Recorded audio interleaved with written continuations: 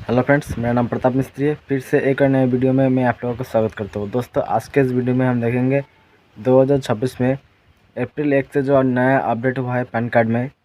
तो आज के इस वीडियो में हम देखेंगे यूट्यूब NSDL से पैन कार्ड का न्यू एप्लीकेशन प्रोसेस क्या है, वो आज के इस वीडियो में हम आप लोगों को दिखाएँगे। तो चलिए बिना किसी देरी करे आज का वीडियो शुरू करते हैं।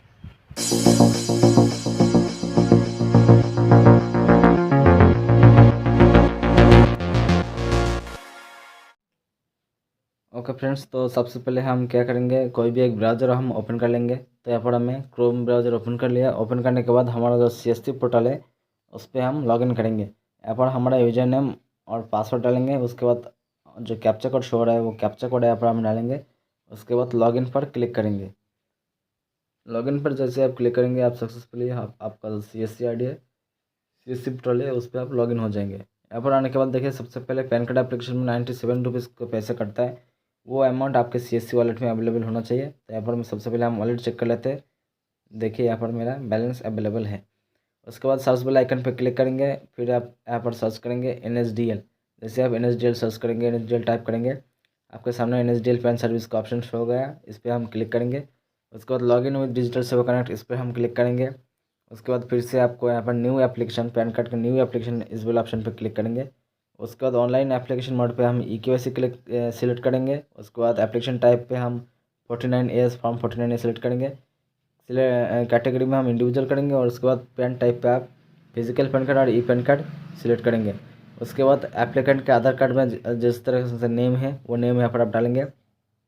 फिर एप्लीकेंट का डेट ऑफ बर्थ यहाँ पर डालेंगे।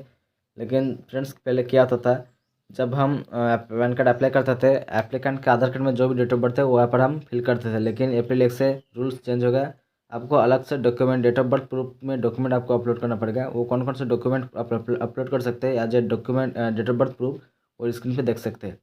ठीक है। उसके बाद मोबाइल नंबर और ईमेल ID डाल के सबमिट पर क्लिक करेंगे। फिर यहाँ पर आप दोबारा से प्रोसीड टू NSDL पोर्टल, इस पर हम क्लिक करेंगे। क्लिक करते ही हम नेक्स्ट पेज पर रिडायरेक्ट हो जाएंगे। यहाँ पर आने के बाद देखिए, पहले आई एग्री पर हम क्लिक करेंगे। उसके बाद देखिए ऊपर रजिस्टर नाउ का ऑप्शन है।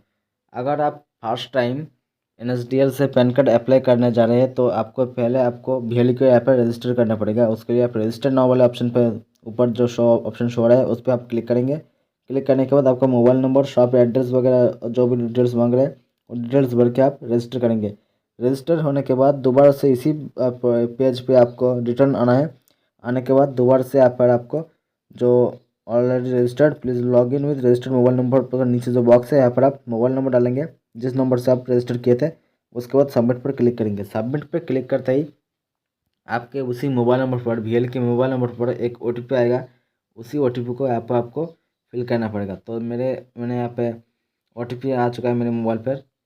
ठीक है। उसी OTP को यहाँ पर आपको डालना पड़ेगा। OTP डालने के बाद सबमिट वाला ऑप्शन जो नीचे आपको शो हो रहा है उसी ऑप्शन पे आपको क्लिक करना है। अगर OTP आने में डिले होता है तो आप रिसेंट OTP भी कर सकते हैं।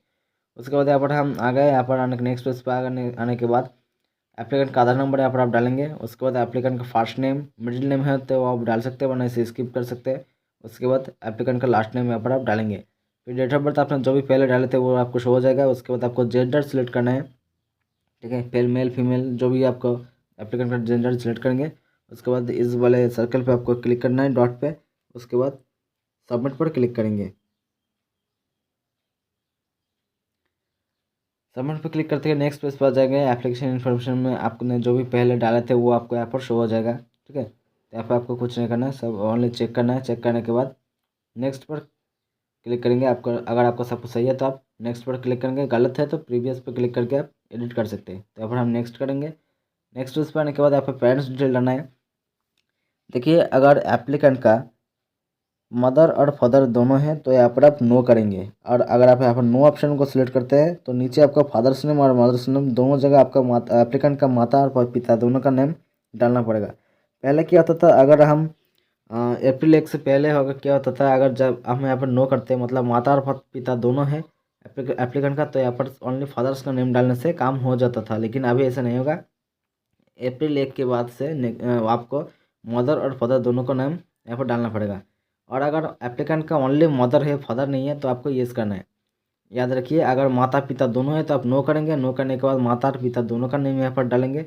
अगर ओनली एप्लीकेंट का मदर्स का नेम है तो आप येस करेंगे। अगर आप येस करते हैं तो नीचे आपको ओनली मदर्स का नेम डालना है, फादर्स का नेम डालने की ज़रूरत नहीं है। ठीक है, तो मेरे केस में दोनों है तो यहाँ पर हमने नो कर दिया। नो करने के बाद माता और पिता दोनों का नेम यहाँ पर हम डालेंगे। ठीक है, दो दो दो बार आपको डालना पड़ेगा। मदर्स फादर्स नेम पहले डालेंगे, उसके बाद फादर्स नेम फिर से री एंटर करेंगे, उसके बाद मदर्स नेम डालेंगे और फिर मदर्स नेम री एंटर करेंगे। ठीक है, माता और पिता दोनों का नेम यहाँ पर डालेंगे। डालने के बाद नीचे आपको आप पैन कार्ड में किसका नेम प्रिंट करना चाहते हैं। अगर फादर्स का नेम प्रिंट करना चाहते हैं तो फादर्स नेम डालेंगे, मदर्स का नेम रखना चाहते हैं तो मदर्स का नेम डालेंगे। अगर एप्लीकेंट का माता पिता दोनों है तो मैं रिकमेंड करूँगा आप फादर्स नेम ही सिलेक्ट कीजिए। और ओनली मदर्स है तो आप ऊपर येस करेंगे, नीचे आपको मदर्स का नेम डालना है सिर्फ, और नीचे आपको मदर्स नेम प्रिंट करना है। ठीक है, उसके बाद यहाँ पर नेक्स्ट पेज पर आ जाएंगे। नेक्स्ट पर जैसे क्लिक करेंगे, उसके बाद यहाँ पर हम other physical pan card required तो येस करेंगे। उसके बाद सोर्स ऑफ इनकम में आप इनकम फ्रॉम अदर सोर्सेज यहाँ पर हम क्लिक कर देंगे। उसके बाद जो भी आपने पहले मोबाइल नंबर और टेलीफोन ईमेल आईडी जो भी आप डाले थे वो आपको यहाँ पर फिर से शो हो जाएगा। आपको चेक कर लेना है कि सब कुछ आपने जो भी नंबर और ईमेल आईडी डाले थे वो सही है या नहीं। उसके बाद नीचे आपको रेसिडेंशियल स्टेटस में आपको रेसिडेंट सिलेक्ट रहेगा पहले से। पासपोर्ट नंबर और टैक्स पेयर आइडेंटिफिकेशन नंबर आपको ज़रूरत नहीं है, पहले ये ऑप्शन शो नहीं होता था। अप्रैल 1 के बाद से आपको ये शो रहने लगा, तो ये मैंडेटरी नहीं है, इसे आप सोच सकते हैं। नीचे आपको एड्रेस ऑफ कम्युनिकेशन में आपको रेसिडेंस पहले से ही सिलेक्ट रहेगा। उसके बाद आपको नीचे की तरफ आना है। नीचे के आने के बाद आप रेसिडेंस एड्रेस में आपको कुछ नहीं करना। जैसे ही आपका आधार कार्ड में जो भी एड्रेस है, ठीक है, उसी एड्रेस पर आपका पैन कार्ड जाएगा। यहाँ पे आपको कुछ नहीं करना, नीचे की तरफ आएंगे और यहाँ पर देखिए नेक्स्ट पर फिर से क्लिक करेंगे। उसके बाद यहाँ पर एरिया कोड डालना पड़ेगा। एरिया कोड डालने के बाद नीचे आपको पिन कोड डालेंगे। पिन कोड डालने के बाद टैब पर क्लिक करेंगे तो यहाँ पर आपका जो एरिया कोड है वो आपको यहाँ पर शो हो जाएगा, सिलेक्ट ऑटोमेटिक आ जाएगा। उसके बाद नेक्स्ट पर क्लिक करेंगे। यहाँ पर देखिए प्रूफ ऑफ आइडेंटिटी में आपका आधार कार्ड सिलेक्ट है, प्रूफ ऑफ एड्रेस भी आधार कार्ड है, लेकिन अभी ये proof of date of birth में आपका कोई भी डॉक्यूमेंट यहाँ पर सिलेक्ट नहीं है। पहले क्या होता था, हम यहाँ पर आधार कार्ड सिलेक्ट करते थे, लेकिन अप्रैल 1 के बाद से ये रूल चेंज हो गया, तो यहाँ पर हम आधार कार्ड नहीं सिलेक्ट कर सकते। उसके बदले आपको दूसरा डॉक्यूमेंट अपलोड करना पड़ेगा, मतलब सिलेक्ट करना पड़ेगा। तो जैसे आप यहाँ पर क्लिक करेंगे, देखिए यहाँ पर driving licence, matriculation certificate, marriage certificate, pension payment order, ठीक है, बर्थ सर्टिफिकेट, यहाँ से कोई भी आप डॉक्यूमेंट यहाँ पर आप सिलेक्ट कर सकते हैं। लेकिन आप आधार कार्ड यहाँ पर आप सिलेक्ट नहीं कर सकते हैं। अगर आप सीधे आधार कार्ड यहाँ पर करेंगे, आधार कार्ड यहाँ पर ऑप्शन है ही नहीं, तब कैसे करेंगे, दूसरा डॉक्यूमेंट आपको अपलोड करना पड़ेगा। तो यहाँ पर ma'am date of electors photo identity card यहाँ पर हम सिलेक्ट करेंगे, जो कि हमारा वोटर आईडी है वो यहाँ पर हम सिलेक्ट करेंगे। ठीक है, उसके बाद आपका जो वोटर आईडी है वो आपको स्कैनिंग करना है, पीडीएफ फॉर्मेट में आपको स्कैनिंग करके आपके सिस्टम में रखना है। यहाँ ध्यान रहे, आप आधार कार्ड में जिस तरह से नेम का स्पेलिंग है, आपका वोटर आईडी में भी उसी तरह से नेम का स्पेलिंग होना चाहिए। अगर नेम मिसमैच होता है तो वो आपको वैलिड नहीं होगा, रिजेक्ट हो जाएगा पैन कार्ड। तो दोनों डॉक्यूमेंट में नेम स्पेलिंग सेम होना चाहिए। ठीक है, तो देखिए इस तरह से आप मैंने स्कैनिंग करके रखा है। उसके बाद यहाँ पर नीचे आप चूज़ फाइल पर क्लिक करके हमारा जो वोटर आईडी है वो यहाँ पर हम सिलेक्ट करेंगे। ठीक है,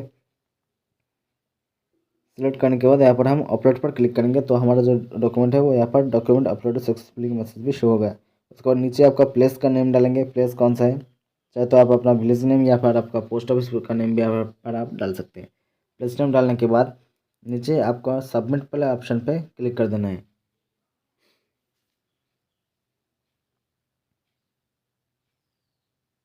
उसके बाद सबमिट पर जैसे आप क्लिक करेंगे, यहाँ पर देखिए आपने जो भी डिटेल्स पहले भरे थे वो आपको यहाँ पर शो होगा। तो आपको सब कुछ पहले से ठीक से चेक कर लेना है कि आपने जो भी डिटेल्स डाले थे वो आपका शो हो रहा है या नहीं। देखिए यहाँ पर मदर और फादर दोनों का नेम मैंने डाल दिया। ठीक है, तो इसी तरह से आपको भी डालना पड़ेगा।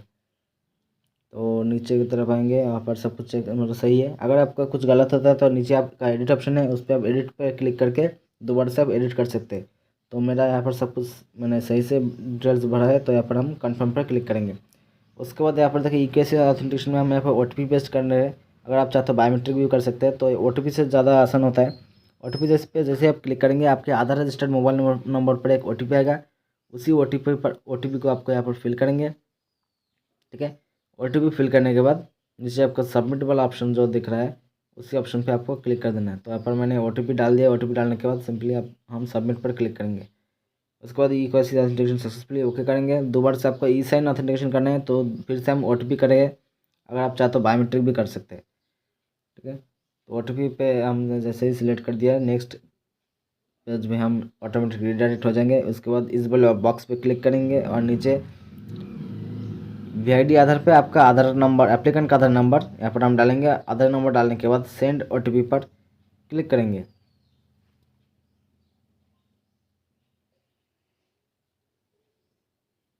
आधार नंबर डालने के बाद सेंड OTP पर क्लिक करेंगे। फिर से आधार रजिस्टर्ड मोबाइल नंबर पर एक OTP आएगा, उसी OTP को आपको फिर से यहाँ पर डालना पड़ेगा। OTP डालने के बाद फिर से आप वेरीफाई OTP पर क्लिक करेंगे। जैसे आप वेरीफाई OTP पर क्लिक करेंगे तो यहाँ पर आप नीचे देख सकते हैं OTP वेरीफाइड के मैसेज शो होगा। उसके बाद आपको थोड़ी देर वेट करना है। ये सेंड सक्सेसफुल हो गया हमारा। उसके बाद हमें पेमेंट करना है, उसके लिए आप पे नाउ वाले ऑप्शन पे क्लिक करेंगे। उसके बाद आपका CSC का पासवर्ड, जो वॉलेट पासवर्ड है, वो यहाँ पर पासवर्ड आपको डालना पड़ेगा।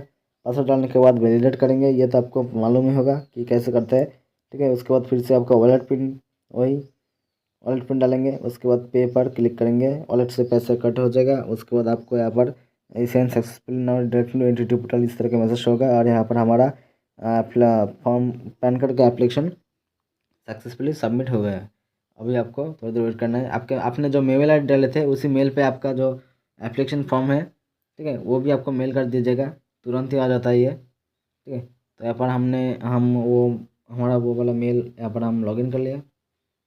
लॉगिन करने के बाद ऊपर देखिए प्रोटीन से आया है, पैन एप्लीकेशन एक्नॉलेजमेंट नंबर भी सेम है, ठीक है। इसको मेल को हम ओपन करेंगे। उसके बाद यहाँ पर ऊपर आपका हेलो जोत का इस तरह से नेम आ जाएगा। नीचे आपका जो एप्लीकेशन फॉर्म है PDF में, वो आपको यहाँ पर अटैच कर दिया जाएगा। वो आप क्लिक करके ओपन करके देख सकते हैं कि आपने जो भी एप्लीकेशन भरे थे वो आपने सक्सेसफुली ठीक से भरा या नहीं, आप चेक कर सकते हैं। इस तरह से आप NSDL से आपका पैन कार्ड अप्लाई कर सकते हैं। अप्रैल 1 के बाद से जो नया रूल है वो मैंने आप लोगों को बता दिया, तो इस तरह से आप अप्लाई कर सकते हैं।